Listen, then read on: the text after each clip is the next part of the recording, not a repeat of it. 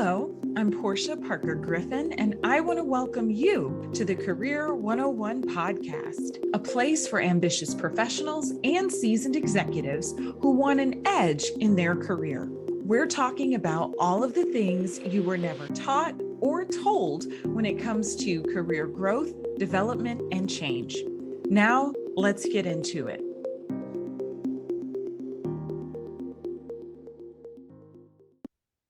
Today, we are talking about smart career decision-making with Patricia Ortega.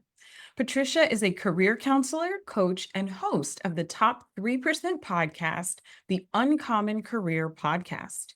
She helps high-achieving women in the U.S. find fulfilling work. When you work with Patricia, you have a counselor and coach with expertise in personal branding and job search strategy, as well as mindset work for grit, resilience, and interview confidence. She is an ICF and board certified executive coach with a master's degree in counseling and a decade of professional experience. Patricia is a Christian, faith-driven business owner, a wife, dog mom, and hoarder of books, pens, and planners. Hi, Patricia. How are you today? Hey, Portia, it's good to be here with you and with everybody listening.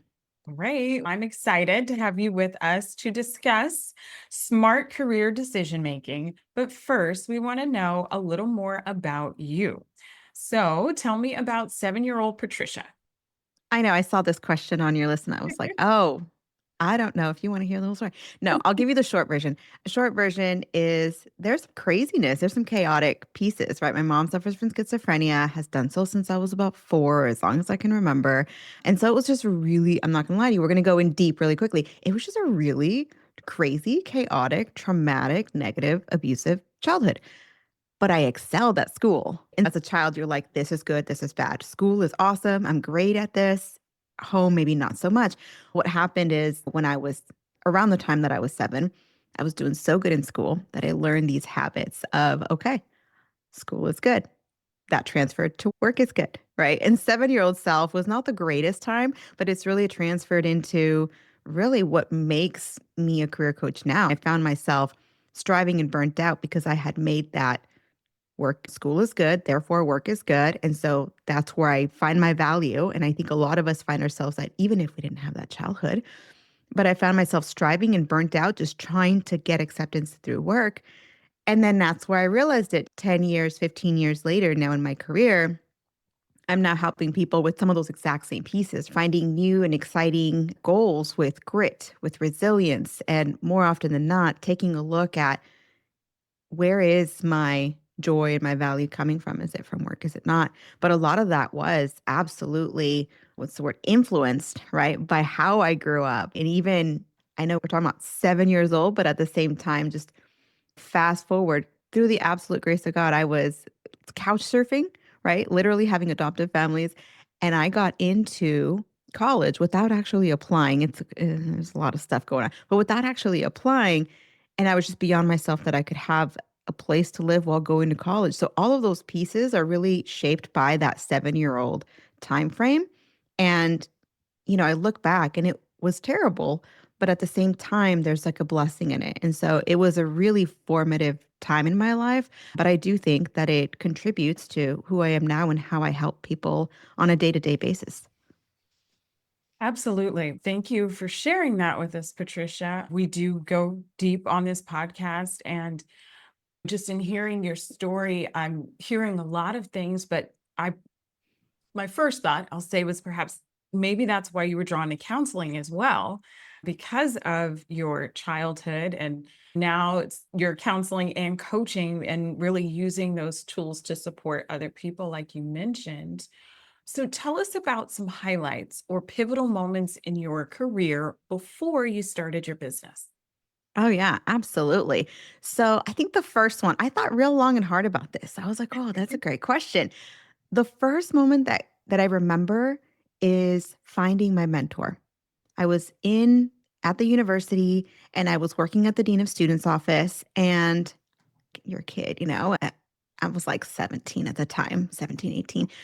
And I remember this new associate vice president, dean of students and associate vice president had come into her role. Her name is Rebecca. And this woman just took me under her wing. I don't know what she saw, but she took me under her wing and just showed me the ropes and just gave so much compassion and literal unconditional love. And just not only like the personal piece, but then also helped to train me up, develop me as a professional, open doors for me. When we find people like this, it is just absolutely life changing. And so she was like the initial blessing in my career, like a complete godsend. And so there's blessings. And then there's also really hard lessons. And one of those is so she had helped me prepare for my first semi professional interview. And the stakes were really high because it was like the most coveted student affairs internship at the university. You're working at the vice president's office. It was like I had gone from the bottom of the bottom to the top of the mountain. And so I don't know if she pulled strings or if they just decided to interview me for my application. But and mind you, I've got all this stuff from like when I was younger. I have all this stuff. And I'm like, okay, I got this. And so here's this, at this point, this was years later, maybe, I don't know, 20, 21. And so here's this young lady, myself. And I'm like, okay, I've got all this stuff that I'm carrying in a backpack, if you like, an emotional backpack. And here's this woman who's relatively high up in the game and she's counting on me, right? You can see where this is going. There's just a lot of pressure. And then I walk into this room. I'm already super nervous. And I see this older man, super tall, in a suit with a really deep voice. And he sternly shakes my hand. And then right next to him is this really slender, very sophisticated, wise woman with glasses. I just felt like about an inch tall. And so I go in here and I'm like, oh my gosh, I'm not like them. Like it just felt so. And so I'm like, oh no, like I don't even fit in here. What am I doing? All these thoughts. And so then they asked me one very simple question. They asked me, tell us a little bit about yourself. And it was the sophisticated, very sweet lady in her sweetest voice. You could tell she knew I was nervous. Tell us a little bit about yourself. All I heard is we can see everything. So you better tell us. Like that's what I heard. And of course, this is my first professional interview and no interview experience. I don't know what they're going to ask. And so I interpreted that question in the worst possible way, right? We're about to judge you. Tell us because we know that you don't have the experience, blah, blah, blah. And I kid you not, I started hyperventilating and I'm like literally breaking down in this interview. And I was like, clearly I didn't get the job. I'm just going to see my way. And I leave and I'm in the elevator. And again, I'm like mid hyperventilating in the elevator. And I remember thinking, if I can't figure out how to advocate for myself, if I can't figure out how to muster up my own confidence and speak for myself, I will be in survival mode the rest of my life. And that was the moment that I decided, okay, I'm going to make career my career. Like I'm going to figure this out. And so then I knew part of it was the resilience and the grit and the counseling piece. So I got my degree in counseling. But then I've worked for the last, 10, 15 years now with the emphasis on grit and resilience and that hard earned confidence that comes from deep inside as opposed to awards and outside recognition, which is what I had gotten up until that point. Everything was surface level. I felt good when I got an award. I felt bad when I didn't think.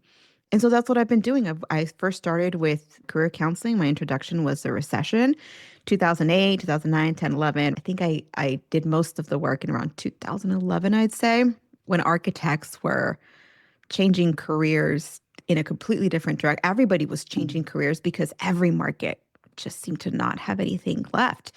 And then I started working with engineering students and underrepresented students in all these scenarios. I had students who started at arithmetic. 1 + 1 is 7 + 10, 10 times 7, right?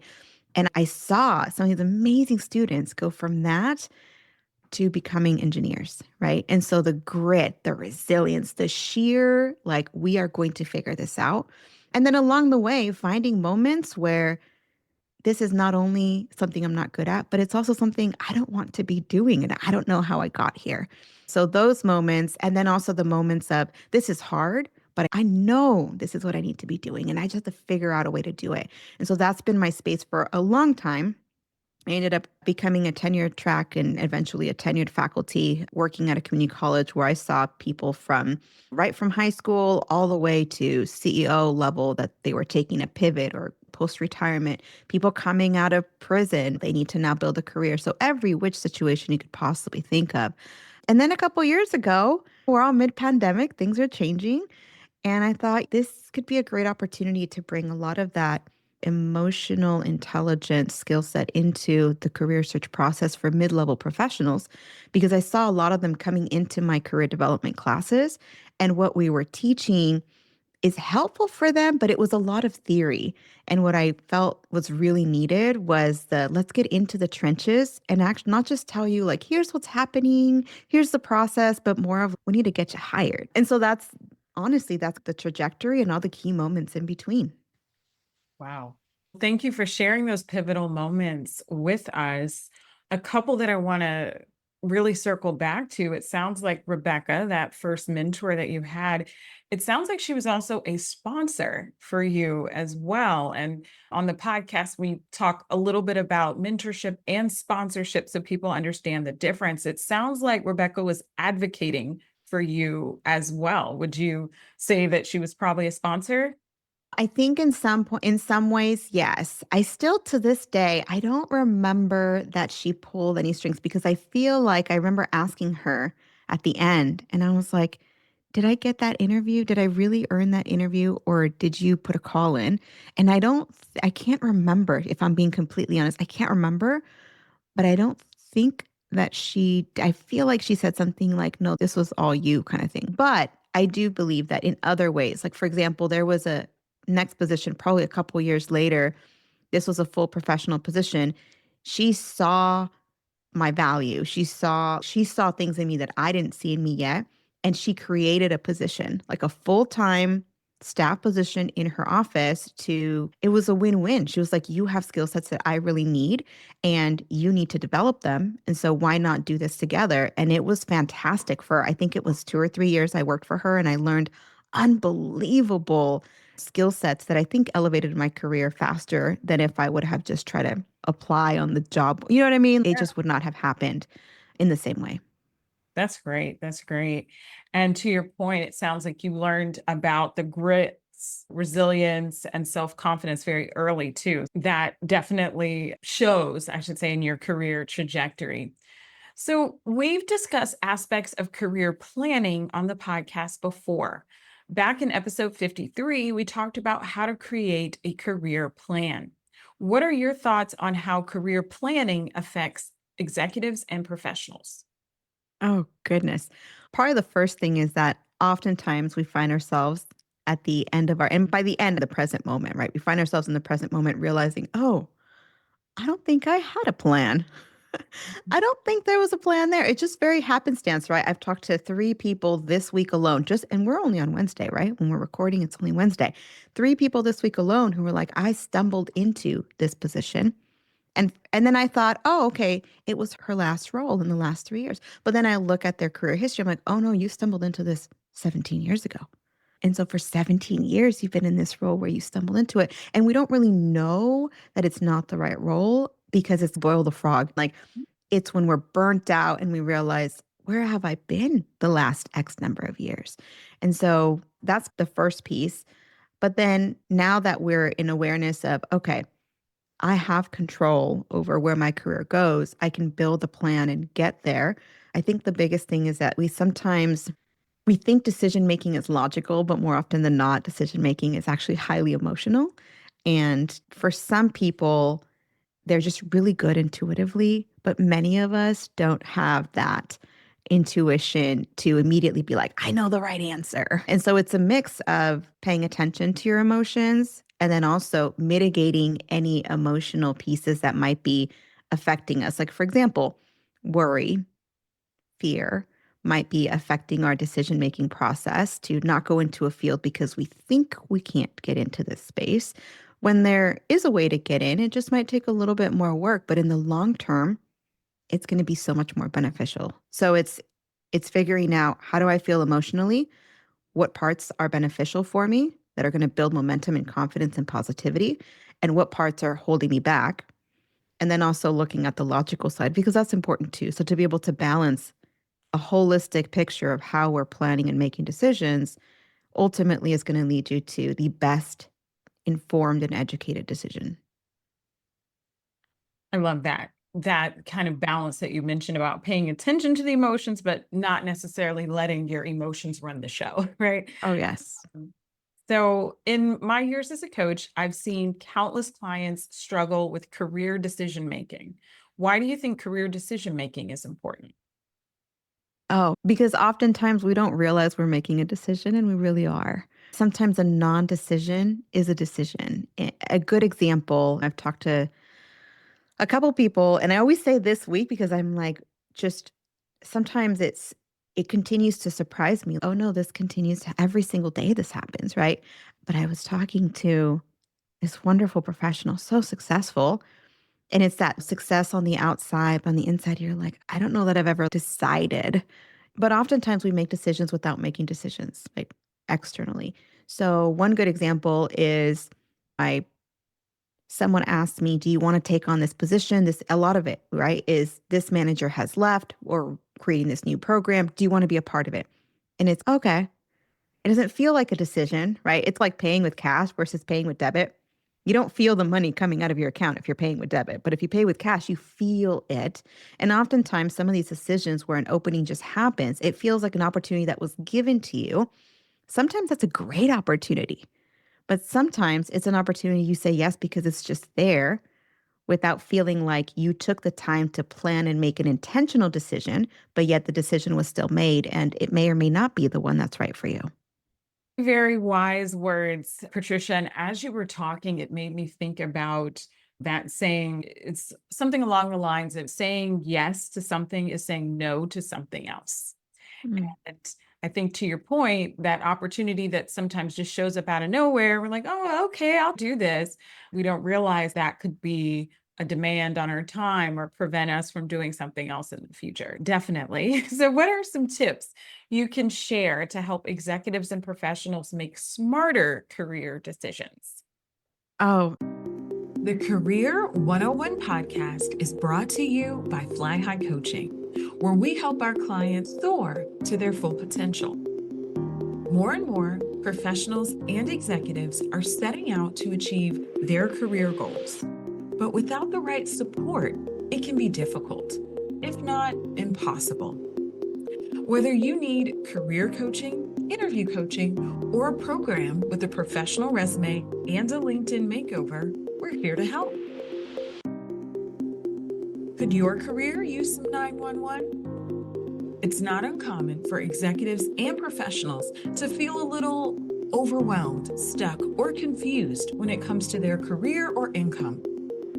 There are other people who want to know how to ramp up their success, consistently achieve their goals, and make a bigger impact. After hundreds of clients came to me with the same issues, I started recording the patterns for the Career 911 Masterclass, solving the top 5 challenges executives and professionals have. In the free masterclass, I share the exact strategies our clients use to tackle the top 5 problems. Check out the link in our show notes. number one, you've got to get out of your own head. We have these blind spots. I always tell people I have no idea what's behind my head. I have no idea. I will never know. Without a mirror, I will never know. But we need somebody with a different perspective. So someone who sees us and can share a different part of us. There's this concept I always talk about. It's called Johari's window. And Johari's window is a counseling concept that helps us to know ourselves better. And basically, there's 4 quadrants in Johari's window. And imagine that a horizontal line breaks up and then a vertical line breaks up. Well, in one of the quadrants, it's what you know about yourself that other people also know about you. This is the stuff that's real. I have brown hair. I wear glasses. But then there's another quadrant. It's information that I know about myself that other people don't know about me, right? And it takes time for someone to get to know someone else and jump into that space. Then you have another quadrant. This is a really valuable quadrant. This is what other people see that you don't see. And you can have two ways of being able to gather information from this particular quadrant. One is to talk to people who know you really well, and they'll show you some perspective, but then also talk to people who have expertise, right? In this example, it would be a coach or a counselor, right? A mentor, people who have expertise in a certain area that can also tell you the real honest truth. Here's how you might be coming across, or I wonder if you've thought about this, or whatever that might be. And so that quadrant is gold that you haven't yet dug up. And so if you're only working by yourself and not getting input from anybody else, you're never actually going to see that gold. And then there's another block. That last block is things that neither nor other people see. And you might be asking, okay, that sounds interesting. How do I ever get that information? What happens, imagine it's a puzzle. You know about yourself. Let's say, I'm going to use a coaching experience just because I'm in this, and Portia, you're in this all the time. I'm in a conversation with the client. The client is going to share information that I would not know about them. So now they're bringing me into that quadrant. I'm going to share my perspective. Oh, really? Because when I first met you, I thought XYZ. Or when you say this, I hear XYZ. And so now what's happening is she or he are sharing a little bit of information that I wouldn't know with me. I'm sharing a little bit of information that they wouldn't know otherwise. And what happens is those puzzle pieces, we start to put them together to then understand that block that neither I would see of them alone and neither they wouldn't see it either of themselves without the information that we're sharing together. And so that's the power of interacting with other people, of having deeper conversations, whether it's a long-term relationship or whether it's a coaching conversation where, as Portia, we can get pretty deep pretty quickly and find some amazing pieces of insight to move forward with. And so that's just one of the many ways that you can do that. Wow, I love that. I had not heard of Johari's window. I think I had heard about different quadrants of that, but I love your point specifically towards the end about putting the puzzle pieces together, what a client can do generally with a coach or another professional. And I think it's really important, and I always like to stop and and talk a little bit about what I call a career support system. And so you're talking about the deep work that someone would do with a coach or with a counselor. And sometimes people think, can I just talk to my coworker, my neighbor, my sister, my friend, my mother? And I think it's really important to note that a lot of this deep work is going to be done with a professional, someone who is not biased in the way that your friends, your family members, your coworkers are. So important. Yeah. It's the bias. I had a woman who just came into my DMs on LinkedIn. And by the way, if you're on LinkedIn, reach out to me. I love hearing from you. But I had a woman who reached out to me and she was like, I would love your take on my LinkedIn account. She goes, because my family loves me and they love everything I do. And I can't get that kind of feedback. And I think that's so true. Yes, and she was astute enough to know that. Sometimes people are not. So I want to continue along. I think you really started here, but I want to dig a little deeper. From your perspective, what are some of the biggest challenges you've seen professionals and executives have with career decision making? Oh, yeah. One of them is how we've touched on, right? Not knowing what emotions or what worries or fears are potentially influencing, right? So before we even get into the nitty gritty of the decision we need to make, I usually have people answer a few questions, similar to a little bit of an assessment. Have you ever made decisions where money seems to take over the decision making process?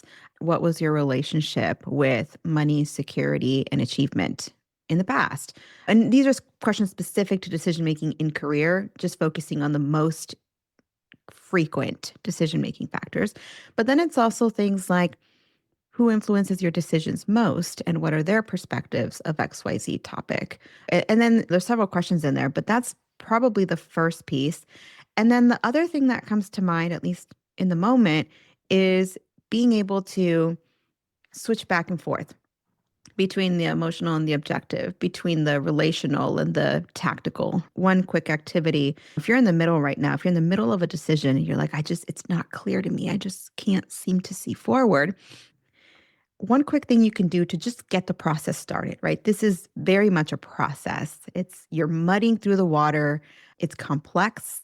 It just takes time. But one thing you can do right now, just to get a little bit more clarity, is do a pro cons list, for example. And I would say, okay, here's my decision. Here's option A, option B, maybe even option C. But then you want to write down, just brainstorm all the pros for each one. But then go back. And what you'll notice is that for each pro, I want you to prove it. So if one of the pros is, I don't have experience, challenge that.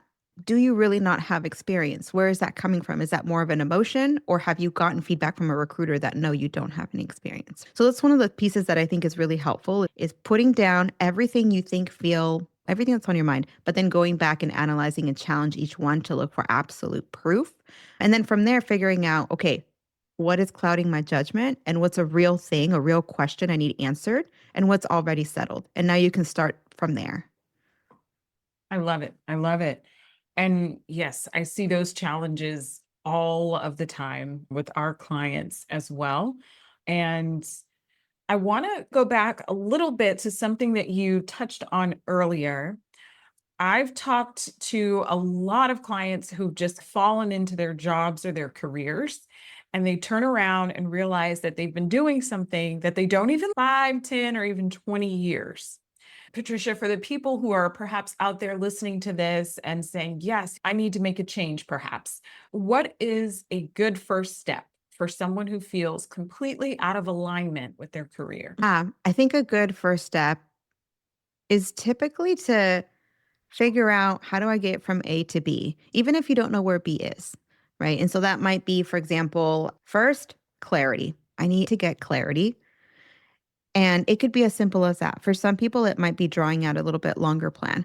So, what does clarity mean to me? I need to figure out what I want out of life. I need to figure out what I want out of my everyday work. I need to figure out what my parameters are, right? I've got some folks who are like, I want to do mission oriented work. I want to literally feed the hungry. Like, I want to be the person who's there with them. But I also have a mortgage and 3 kids, and they're going to college, right? And so we need to find that middle ground. So clarity can involve a couple different steps. And so figure out what's important to you. Typically, you want to go down this list: interest, values, mission, skills, right? And then your needs and wants, right? So, for example, a need is, for many people, it's income. We need a certain minimum amount of income. But the next piece is, then you have clarity, then it's validation, right? Exploration and validation. So once you feel pretty clear, I think this is where I want to go, then it's, let me explore all the possibilities within this space and see what possibilities can give me the higher earning income if that's my priority, or the less stress if that's my priority, or more flexibility to be with my kids. But then you validate, and that's a part that I think a lot of people miss. I know whenever possible in my program, we bring in recruiters that work in that particular space to actually say, here's how you fare in this particular market at this time and in this function. And here's a couple of pointers on where I see you fitting in. I see you fitting in a mid-sized organization. Or this is a really big pivot. You want to go into a smaller org where you're going to get a lot of experience, or a lot of hats, and then step into a larger organization. Clarity with the exploration, validation, confirmation of your role. And only then is it time to step into the branding. And I think oftentimes what happens is we go straight for job boards, right? And straight for, let me submit my resume. But then you just stare at that search box. I don't even know what to type in here. I don't even know what to type in here. And I've had people who have applied to hundreds of jobs. I'm like, okay, great. What titles are you applying for? And they're like, it's just anything that I qualify for. And I'm like, we're going to get into the same space again. So that's where I would go. There's certainly more to the process, but that first piece before branding, I find, is the most important and the most frequently overlooked.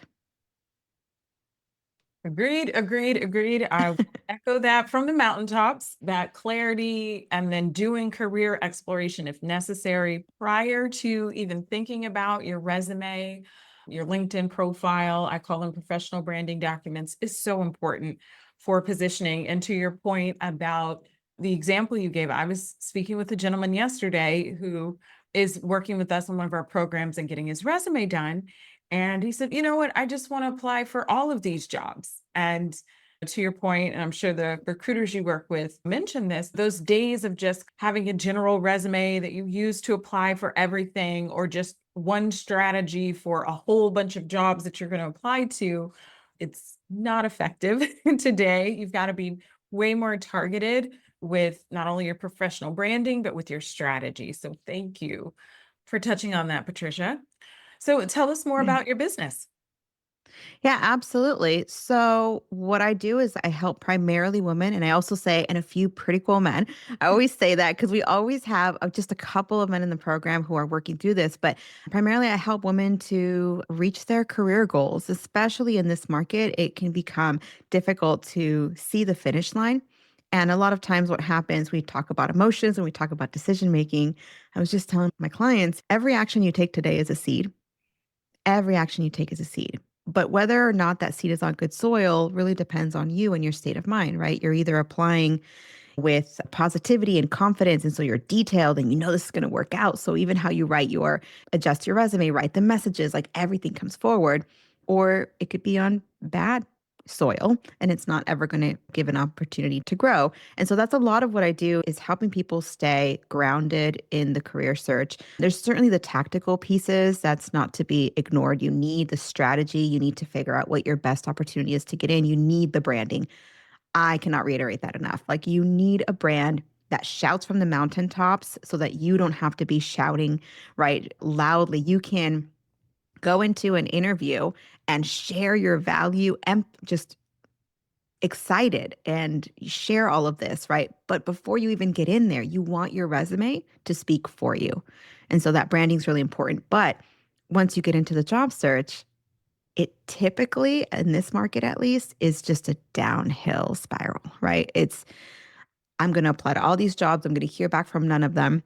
And the reality is that we have the strategy that helps you to get more responses faster. But then we also help you at each stage of the process on that emotional side of things to show up as your best self and stay positive, but then at the same time, increase your momentum and increase your results at every single stage. Because I don't think a lot of people know this, right? If you're not a coach, a career coach, but at every single interaction, there's something you can do that makes you stand out from everybody else. And most people are not doing any of these things, right? And so that's why people who work with career coaches, as you probably already know, Portia, like they get those higher results is because of those pieces that are taken care of at every single interaction.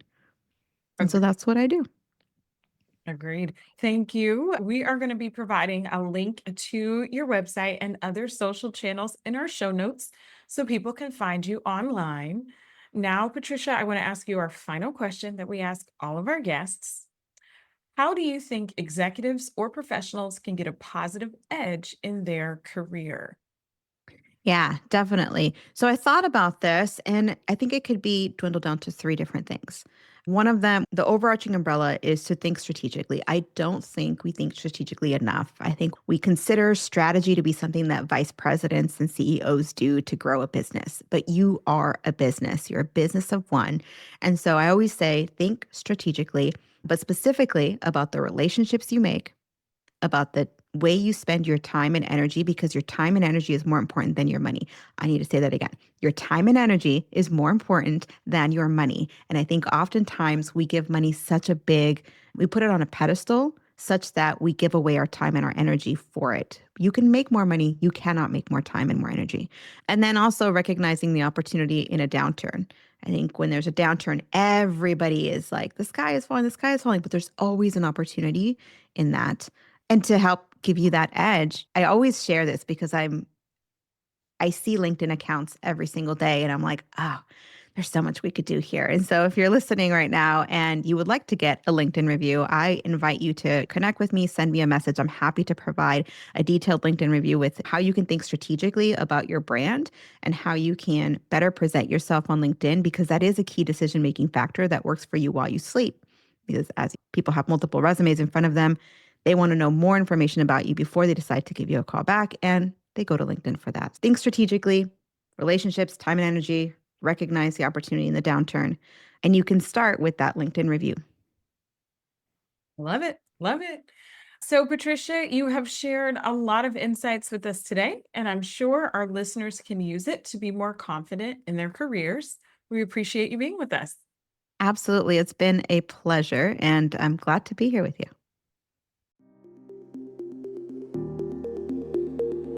This episode was brought to you by the Bravebird Career Alliance, the go-to membership designed for seasoned executives and ambitious professionals with everything you need for career planning, strategy, training, and support. Thank you again for listening to the Career 101 podcast. I hope you have at least one key takeaway that you can use in your own career. If you enjoyed hanging out with us, please rate, subscribe, and share this podcast. Until next time, here's to your success.